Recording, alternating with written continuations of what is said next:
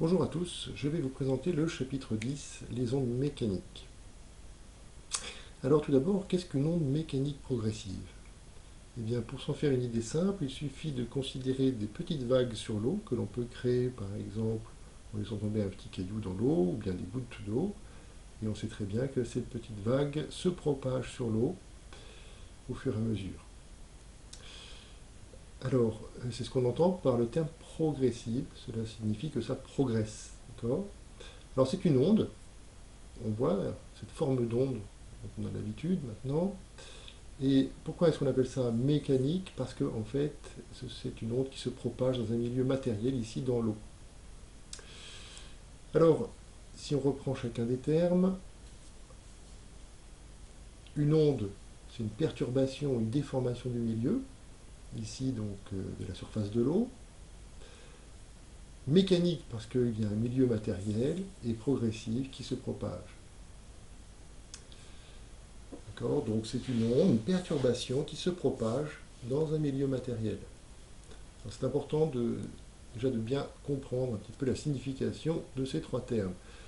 Alors évidemment, cela s'oppose à d'autres ondes qui sont également progressives, mais qui ne sont pas matérielles, comme par exemple les ondes électromagnétiques, la lumière par exemple, qui se propage dans le vide et donc qui n'a pas besoin de matière.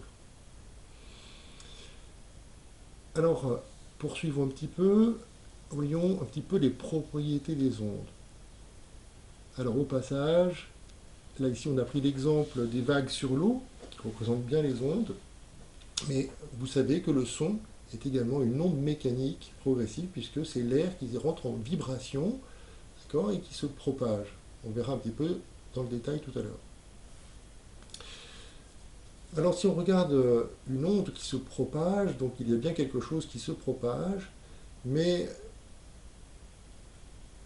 ce n'est pas le milieu lui-même qui se propage, d'accord? Quand on voit les vagues sur l'eau, eh bien, ce n'est pas l'eau qui se déplace réellement, ce n'est pas l'eau qui se déplace complètement.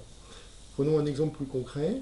Si on prend un bateau, par exemple, sur l'eau au moment où arrive une vague, là, ce bateau va subir le mouvement de la vague, d'accord? Il va se mettre en mouvement, il va avoir un mouvement de bas en haut, il va tanguer, mais finalement, au bout du compte, il revient dans sa même position.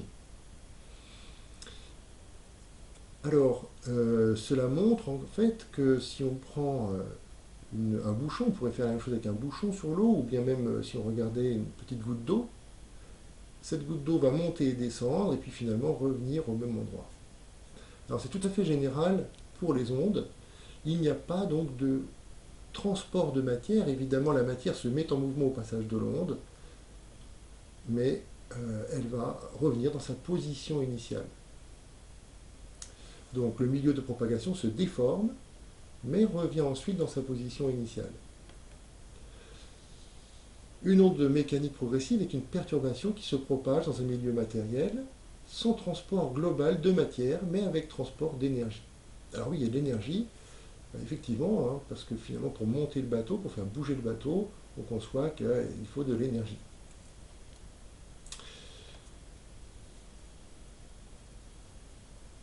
Alors, on peut regarder ça un petit peu sur une animation.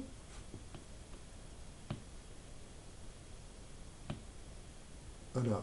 Ici, vous avez une corde ici que l'on peut mettre en mouvement. C'est un petit peu comme à la surface de l'eau. On peut créer une vague. Et là, vous avez un ressort avec des spires enroulées, comme cela. Et donc, on peut créer une perturbation. Alors, je lance l'animation. Alors, évidemment, c'est un mouvement très lent au ralenti. On voit la perturbation qui se propage au fur et à mesure, qui progresse.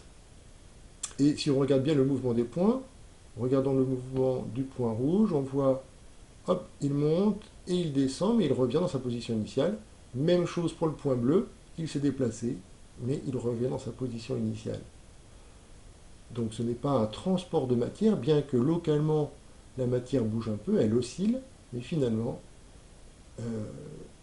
l'onde passe, l'énergie passe, en déformant le milieu.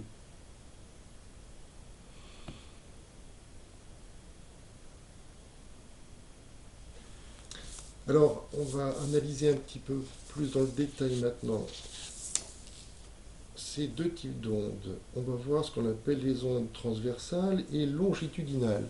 Alors, je reviens sur les animations.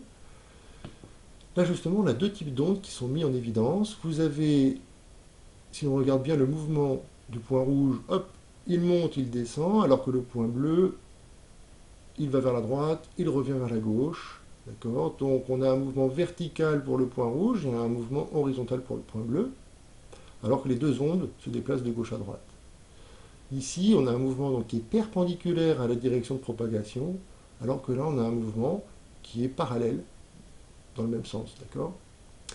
Alors le premier, on dit qu'il est transversal, et le second mouvement, on dit qu'il est longitudinal. Donc là, ici, on a une onde transversale et une onde longitudinale.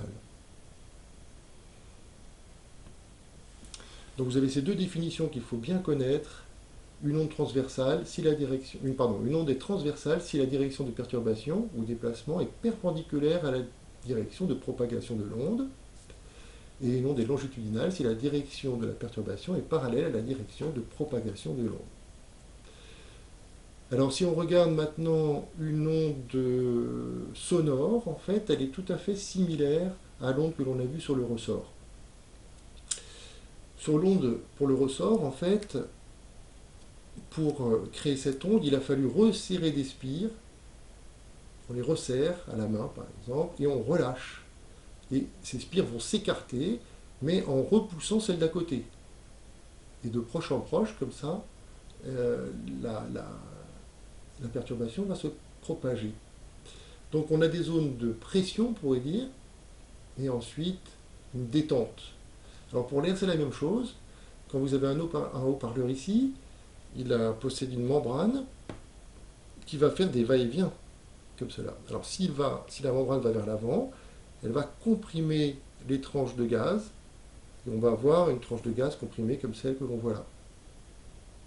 Donc là, on a une surpression. Mais cette tranche de gaz comprimée va vouloir se détendre, d'accord, et elle-même va pousser les tranches à côté. Donc elle se comporte un peu comme la membrane du haut-parleur cette fois-ci, elle va pousser celle-ci, et c'est la tranche suivante qui va se comprimer, alors que celle-ci va plutôt être détendue, etc. Et la surpression se propage de cette manière-là. Donc on peut retenir, une onde mécanique longitudinale se propage par compression et dilatation successives du milieu. Voilà, on peut retenir ces deux mots-là, compression et dilatation.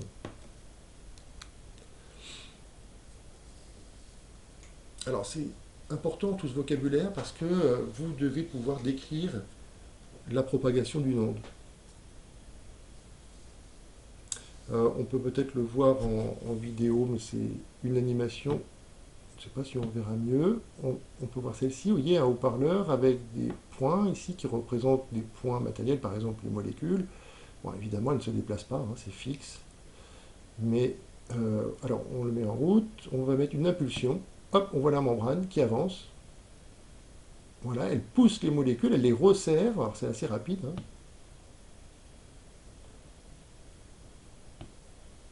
Etc.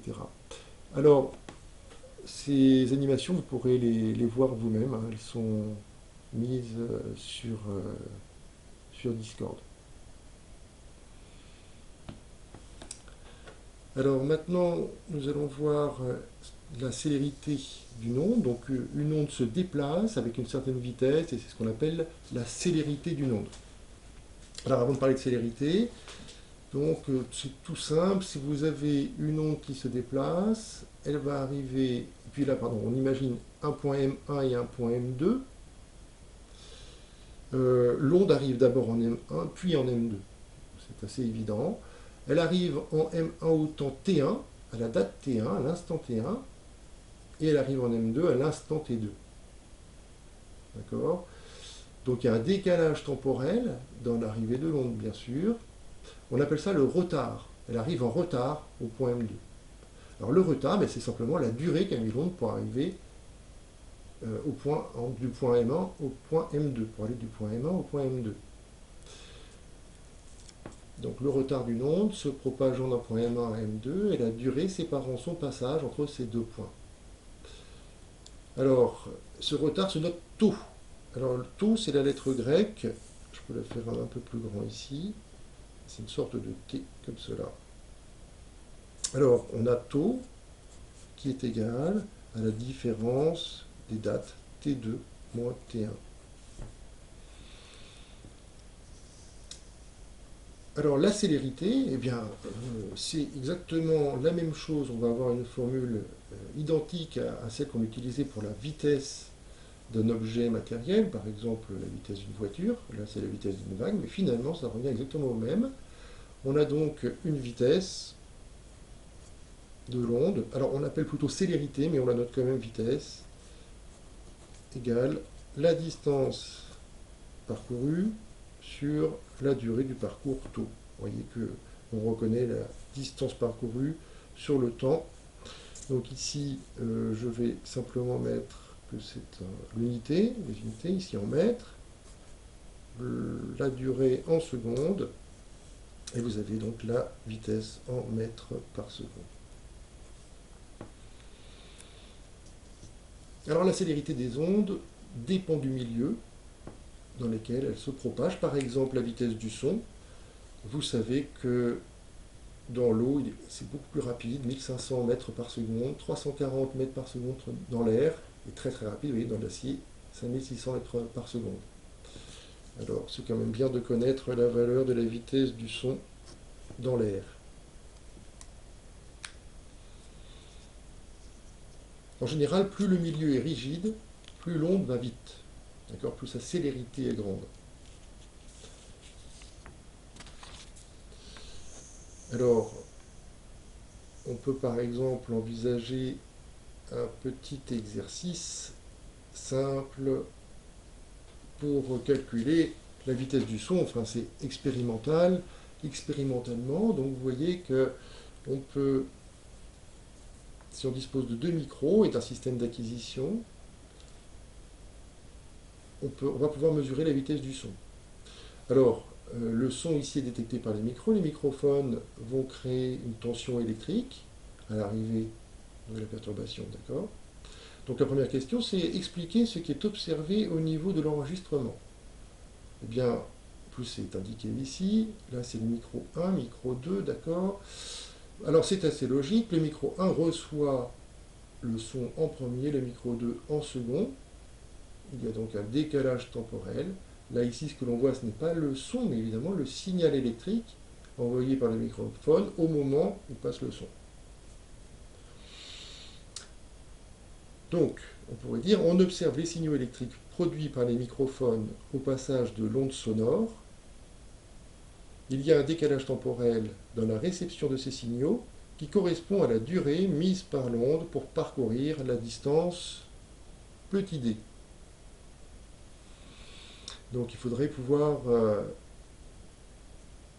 pour vous, rédiger une réponse comme celle-ci. Je vous invite à la réécouter et éventuellement à la réécrire en dessous. Alors pour déterminer la vitesse de l'onde maintenant, on connaît la distance parcourue, ici c'est 1 mètre, et il faut avoir le décalage temporel. Alors, attention, oui, une petite remarque importante. Là ici, vous voyez que sur l'axe des abscisses, c'est le temps qui s'écoule. Le t égale 0, on peut supposer que c'est le moment où le son a été émis. Donc il faut attendre un certain temps pour recevoir le son par le micro 1. Donc vous voyez que là, ce qui est à gauche, c'est ce qui arrive en premier. Et puis il faut attendre un peu plus pour recevoir le signal du micro 2. D'accord? Donc après coup, ce qui est après vient à droite. Alors donc il faut ici tracer, on va prendre le premier début du signal ici. Voilà, on fait ça en pointillé généralement.